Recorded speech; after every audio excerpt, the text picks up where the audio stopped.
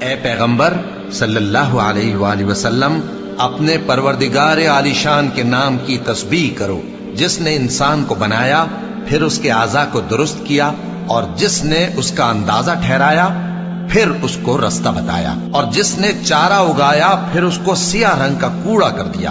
اے نبی صلی اللہ علیہ وآلہ وسلم، ہم تمہیں پڑھا دیں گے، پھر تم فراموش نہ کرو گے، مگر جو اللہ چاہے۔ وہ کھلی بات کو بھی جانتا ہے اور چھپی کو بھی، اور ہم تم کو آسان طریقے کی توفیق دیں گے، سو جہاں تک نصیحت کے نافع ہونے کی امید ہو، نصیحت کرتے رہو۔ جو خوف رکھتا ہے وہ تو نصیحت حاصل کرے گا، اور بے خوف بدبخت اس سے کترائے گا۔ جو بڑی تیز آگ میں داخل ہوگا، پھر وہاں نہ مرے گا اور نہ جیے گا۔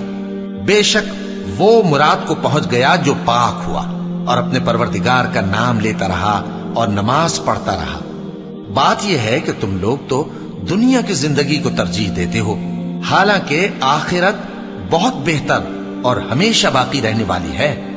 یہی بات پہلے صحیفوں میں بھی درج ہے، یعنی ابراہیم اور موسیٰ کے صحیفوں میں۔